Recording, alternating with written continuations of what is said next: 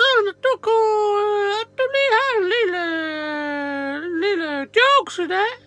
Bare lige, så du lige kan slynge ud af ærmen. Det er bare sådan små sjove nogen, du kan der. Det vil være rart, da. Hey, også. Jeg tror godt, vi kan sådan lige slynge en ud. Tror nok. Hvad kalder man postmand Per i sin fritid? Altså, hvad hedder postmand Per i sin fritid?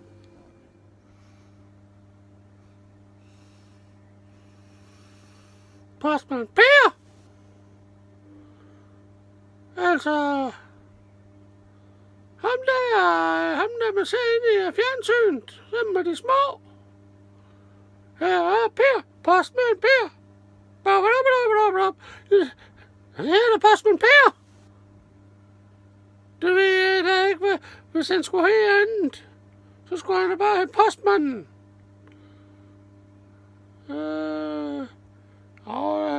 Det ved jeg ikke.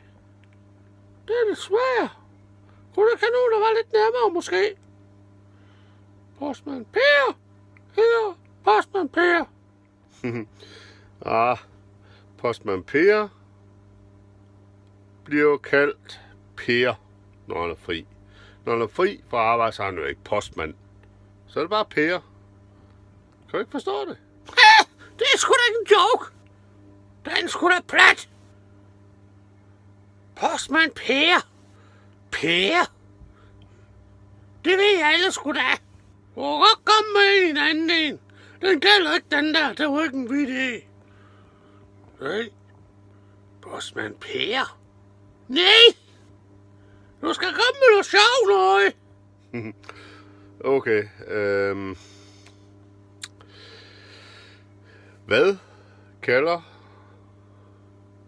Hvad kalder dvæve minigolf?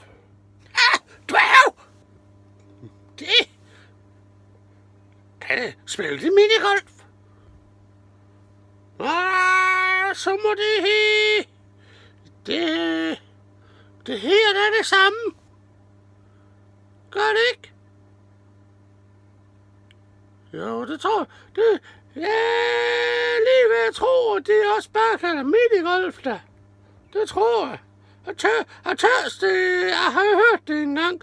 Nede over campingplads, der hørte jeg, der er nogle dværge, der skulle op og spille minigolf. Og det sagde jeg bare, hey, vi skal op og spille minigolf.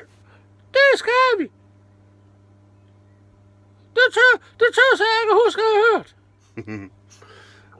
Det er ikke helt rigtigt.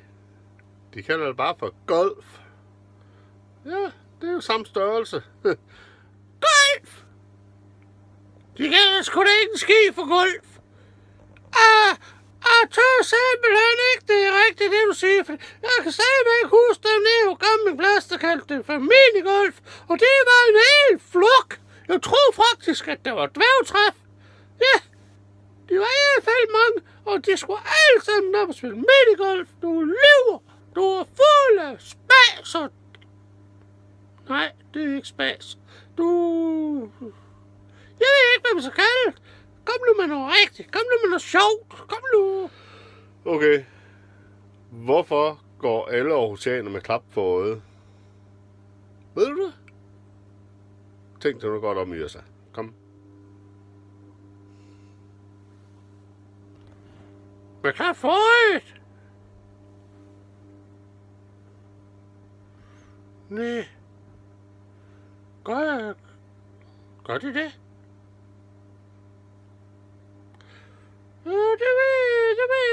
Det ved jeg skidt ikke. Og tørsdag og se Aarhusianer med klap på øjet. Det er sådan noget sørøver noget. Jeg ved det.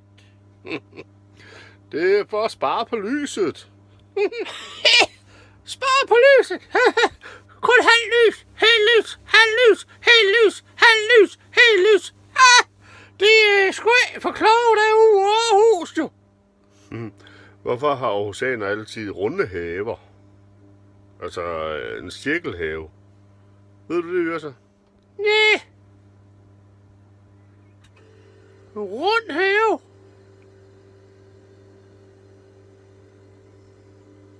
Nej. Det ved jeg ikke. Det er jo en svær en, der. Jeg ved ikke. Kom nu med svaret, da. Rundhave og oceaner. Det er for, at hunden ikke skal tisse i hjørnerne. Tisse i hjørnerne, det kan de jo ikke, når hævler rundt jo. De skulle da splæt hammer og rovne skæle. Eller måske lidt kloge. Det kan du godt se, hvis man er den runde have, så slapper man da for alle de der hunde, der sådan fisk rundt. Det er ude i hjørnerne, ski og tis og pis og alt muligt. Det er da pisse ulækker. Det synes jeg. Men jeg tørs, vi holder for i dag, fordi det er sgu for sjov. Jeg kan simpelthen, det er slut for i dag. Det synes jeg tørs, det er slut. Det har du nok sgu nok ret i.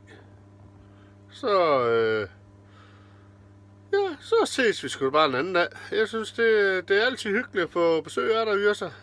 Det synes jeg. Kan du nu komme godt hjem og hils, så snakkes vi ved. Skal vi... Jeg øver mig lidt på nogle jokes. Skal jeg ikke gøre det? Ja, det gør jeg. Ja, så ses vi da. Og jeg synes det er egentlig også, det er en god idé, hvis du øver dig lidt mere. Jokes? Det synes jeg. Kan du nu hilse hende, din kone, der er Birgitte? Kan du nu hilse hende rigtig mange gange for mig? Jeg er også der. Ja, det kan du da. Jeg tørs, at hun er en rigtig sød en, der. Det tørs jeg. Ja, kan du? Så ses vi. Jeg hygger hejse dig.